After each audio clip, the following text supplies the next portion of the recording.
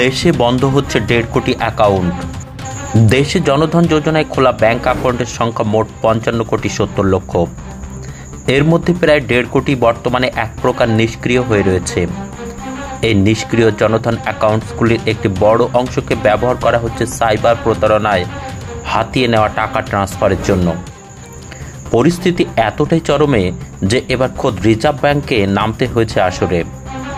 বিভিন্ন রাষ্ট্রায়ত্ত ব্যাংকে তাদের সুপারিশ ওইসব নিষ্ক্রিয় অ্যাকাউন্টস বন্ধ করে দেওয়া হোক, সেই পদ্ধতি শুরু হয়েছে। দীর্ঘ সময় ধরে যে জনধন অ্যাকাউন্টসগুলিতে কোনো প্রকার আর্থিক লেনদেন, টাকা জমা দেওয়া কিংবা তোলা কিছুই হচ্ছে না, সেগুলো বন্ধ করে দেওয়া হবে। নিষ্ক্রিয় 1.5 কোটি অ্যাকাউন্টস সবগুলি বন্ধ করে দেওয়া হবে, নাকি কিছু অ্যাকাউন্ট গ্রাহককে নোটিশ পাঠানো হবে, সেই সিদ্ধান্ত অবশ্য নেবে ব্যাংক কর্তৃপক্ষ। মোদী সরকারের জনধন অ্যাকাউন্ট নিয়ে সাফল্যের প্রচার নিয়ে এর আগেও বহুবার প্রশ্ন উঠেছে। কারণ বেশ কয়েক বছর আগে জানা যায় জনধন অ্যাকাউন্টের বিপুল সংখ্যক জিরো ব্যালেন্স হয়ে পড়ে রয়েছে। অর্থাৎ দেশের গরিব মানুষ ব্যাংক অ্যাকাউন্ট খুলছে, এই প্রবণতা দেখে সরকার স্রেফ গরিবি কমানোর কৃতিত্ব প্রতিষ্ঠার পথে হেঁটেছে।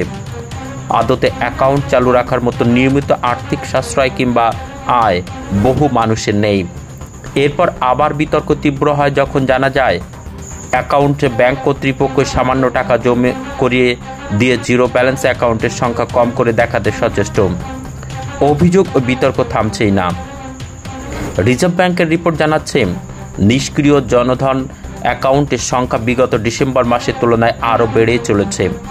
তেমনি সাধারণ মানুষকে ডিজিটাল মাধ্যমে প্রতারিত করে সেই হাতিয়ে নেওয়া টাকা নিষ্ক্রিয় হয়ে থাকা জনধন অ্যাকাউন্টে জমা করার প্রবণতাও আরও বড় সংকটের সৃষ্টি করেছে। জমা হওয়া সেই টাকা তুলেও নেওয়া হচ্ছে। কিভাবে এটা সম্ভব? এই তদন্ত করতে রিজার্ভ ব্যাংক একটি মিডল হান্টার নামে একটি বিশেষ অভিযান শুরু করেছে। সেই তদন্তে জানা যাচ্ছে শুধুমাত্র ব্যাংক অফ ইন্ডিয়ার অধীনে থাকা এমন নিষ্ক্রিয় জনধন অ্যাকাউন্টগুলিতে 147 কোটি টাকার প্রতারণা টাকায় ব্যবহার করা হয়েছে। এটা মাত্র 6 মাসের পরিসংখ্যান। রিজার্ভ ব্যাংকের রিপোর্ট অনুযায়ী বিগত আর্থিক বছরে মোট 13,516টি ডিজিটাল প্রতারণার ঘটনা ঘটেছে, যার আর্থিক মূল্য 520 কোটি টাকা।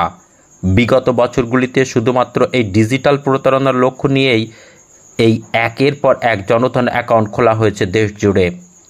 প্রাথমিকভাবে প্রত্যেক অ্যাকাউন্টের কাছে কেওয়াইসি চাওয়া হবে, তারপর চলবে যাচাই পর্ব, তারপরই শুরু হবে অ্যাকাউন্ট বাতিলের প্রক্রিয়া।